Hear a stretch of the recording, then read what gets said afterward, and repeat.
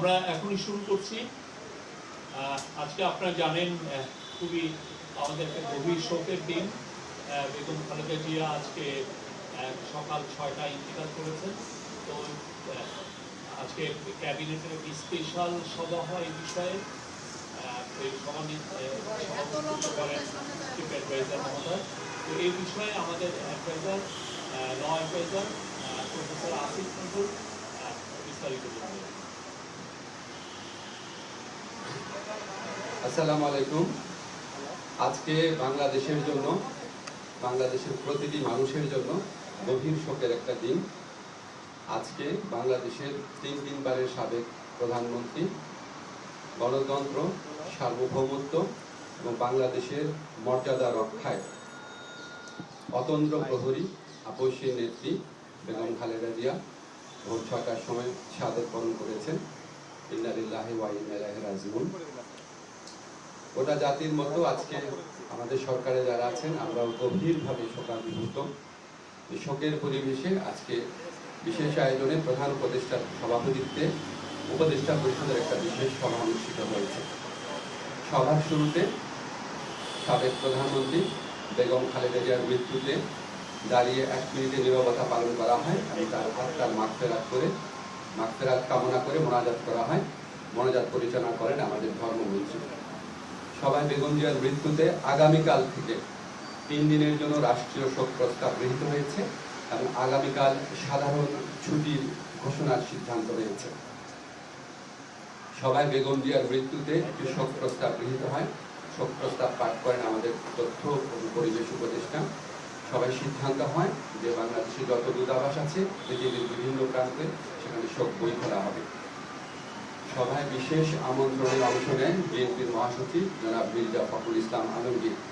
তিনি সাবেক প্রধানমন্ত্রী বেগম খালেদা জিয়ার পক্ষ থেকে, খালেদা জিয়ার পরিবার, বেগম এবং দলের পক্ষ থেকে অন্তর্বর্তীকালীন সরকারের প্রতি কৃতজ্ঞতা প্রকাশ করেন এবং বেগম জিয়ার নিরাপত্তা সহ সকল ক্ষেত্রে প্রয়োজনীয় সহযোগিতা প্রদান করার জন্য ধন্যবাদ জানান।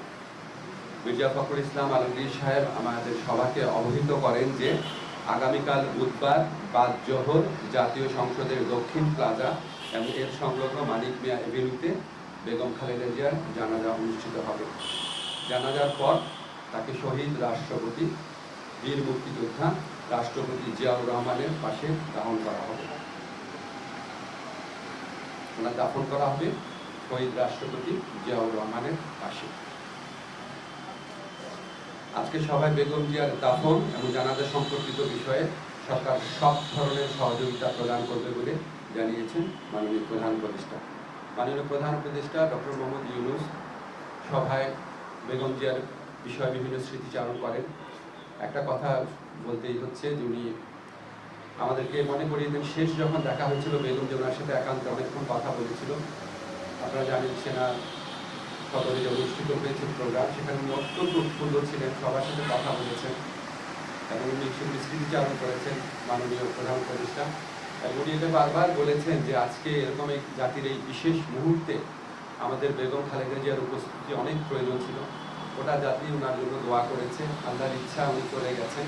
কিন্তু বাংলাদেশের ইতিহাসে, বাংলাদেশের প্রতিটি মানুষের হৃদয়ে, বাংলাদেশের প্রতিটি আত্মমর্যাদাশীল গণতন্ত্রকামী দেশপ্রেমিক মানুষের হৃদয়ে ওনার অবস্থান অক্ষয় অবিনশ্বর হয়ে থাকবে।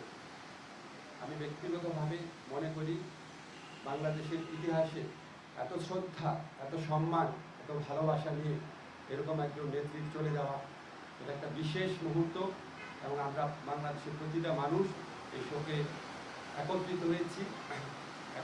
একত্রে আমরা আগামীকাল শোক দিবস পালন করবো, এরপরে যেদিন শোক দিবস পালন করবো সবাই আমরা বেগম খালেদা জিয়ার প্রতি যথার্থ সম্মান প্রদর্শনের জন্য ওনার যে জানাজা হবে এবং ওনার যে দাফন কাজ হবে সেটা আমরা অত্যন্ত শৃঙ্খলার সাথে আফগান পরিবেশে আমরা আমাদের সবার দায়িত্ববোধ থেকে সুশৃঙ্খলভাবে এই অনুষ্ঠানগুলো আমরা দাফন এবং জানাজার যে কর্মসূচি রয়েছে সেগুলো আমরা পালন করবো, এই প্রত্যাশা আমরা ব্যক্ত করছি।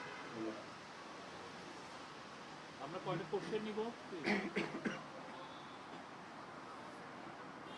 মোস্তফা মল্লিক। স্যার, আমার প্রশ্নটা হচ্ছে যে সবই আপনি বললেন সকাল থেকে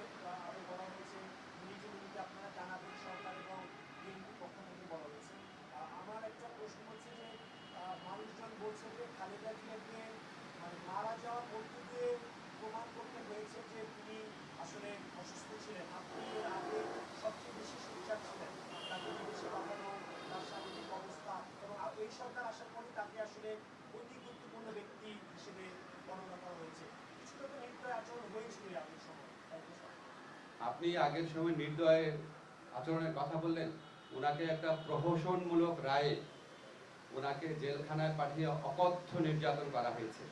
বেগম খালেদা জিয়াকে যেই মামলায় দোষী সাব্যস্ত করা হয়েছে, এটা যে প্রহসনের একটা রায় ছিল, এটা যে একটা সম্পূর্ণ সাজানো রায় ছিল, এটা আমাদের সর্বোচ্চ আদালতের আপিল এবং রিভিউয়ের মধ্যে দিয়ে প্রমাণিত হয়েছে। সর্বোচ্চ আদালত সুপ্রিম কোর্টের আপিলের ডিভিশনের রায়ের মধ্যে বারবার বলা হয়েছে যে বেগম জিয়াকে যেই মামলায় সাজা দেওয়া হয়েছে সেটা সম্পূর্ণ রংলি, উদ্দেশ্য প্রণোদিতভাবে, জিজ্ঞাসা প্রসূতভাবে ওনাকে সাজা দেওয়া হয়েছিল। ওনাকে জেলখানায় বিভিন্ন সময় যেভাবে নির্যাতন করা হয়েছিল, ওনাকে আমরা হয়তো এত তাড়াতাড়ি হারাতাম না। আমি ব্যক্তিগতভাবে মনে করি বেগম জিয়ার এই মৃত্যুর পিছনে ফ্যাসিস্ট যে প্রধানমন্ত্রী ছিলেন শেখ হাসিনা এবং ওনার যে সরকার আছে, অবশ্যই তার দায় রয়েছে। মারুফা,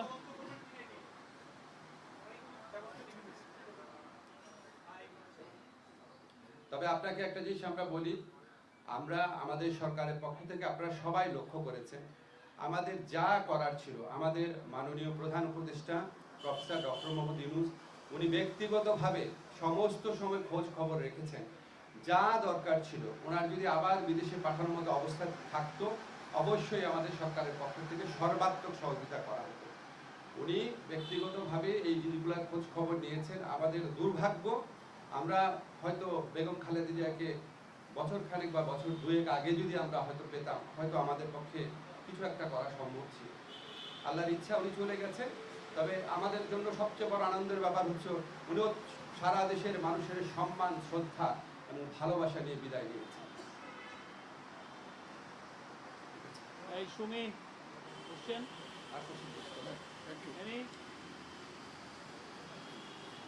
ঠিক আছে, আপনারা সবাই ভালো থাকবেন। এই বিষয়ে একটা মিটিং হচ্ছে এখন 12:30টার সময়, কালকে সিকিউরিটি সিচুয়েশন। আমি জাস্ট মাইকেই বলে দিচ্ছি, কালকে মাননীয় প্রধান উপদেষ্টার নির্দেশক্রমে আগামীকাল জানাজা এবং দাফন অনুষ্ঠান সার্বিকভাবে কোঅর্ডিনেশন করার জন্য 12:30টার সময় এখনই আমরা স্বরাষ্ট্র মন্ত্রণালয়ে বসছি। এছাড়াও বিভিন্নভাবে কোঅর্ডিনেট করা হচ্ছে। আমরা চাই এই আগামীকালের যে জানাজা এবং দাফন, এটা যেন সুশৃঙ্খলভাবে অনুষ্ঠিত হয়। আপনারা সবাই সহযোগিতা করবেন। আপনারা গণমাধ্যম এই স্বৈরাচারী ফ্যাসিস্ট সরকারের পতনের পর যেভাবে সরকারকে বিভিন্ন কাজে সহযোগিতা করছেন, আমরা সত্যি কৃতজ্ঞ। আগামীকাল ইনশাআল্লাহ আমরা আপনাদের সহযোগিতা পাবো। ধন্যবাদ। Thank you.